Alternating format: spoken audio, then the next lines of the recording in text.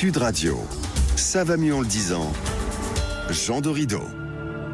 Et bonjour mon cher Jean. Bonjour mon cher Maxime, bonjour à tous. On vous retrouve comme chaque samedi matin, un docteur en psychologie, créateur du site hypnoseparis.com. Et Jean, cette fois-ci, nous y sommes dans 5 jours. C'est Noël. Alors pour les personnes qui n'auraient pas encore préparé leur cadeau, vous allez donc vous adresser à moi. Est-ce que vous pouvez nous éclairer notamment sur les secrets du cadeau parfait ?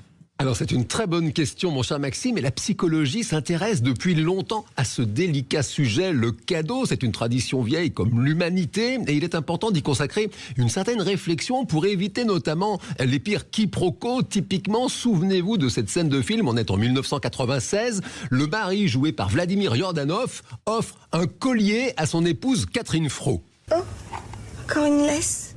Eh non, c'est un collier, chérie. Mais c'est beaucoup trop luxueux pour un chien. Non, c'est pour toi, c'est pas pour le chien, c'est pour toi. Et oui, bien sûr, un air de famille, énorme film et sensationnel.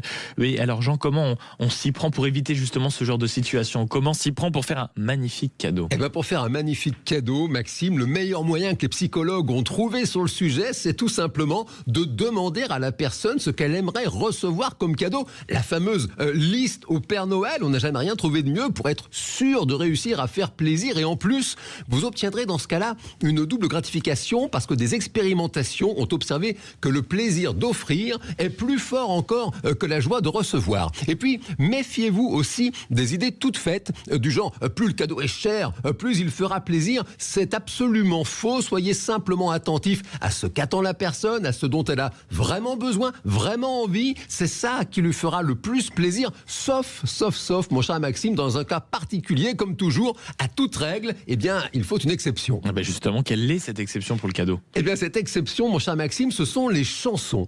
Des études de psychologie expérimentale ont montré que lorsqu'une personne offre un disque qui lui plaît à elle, sans forcément se demander si cela fera plaisir à la personne qui reçoit le cadeau, eh bien cette dernière est particulièrement touchée. En fait, il semblerait que dans ce cas particulier, la personne qui offre se dévoile, elle montre en quelque sorte ce qui lui plaît, ce qui la touche vraiment, et cela a tendance à renforcer le lien qui connecte les deux individus en question. Donc si vous n'avez pas encore fait tous vos cadeaux, pensez-y, et puis souvenez-vous surtout que tout ça, en réalité, c'est que de l'amour. L'amour, ton la nuisance d'étoiles.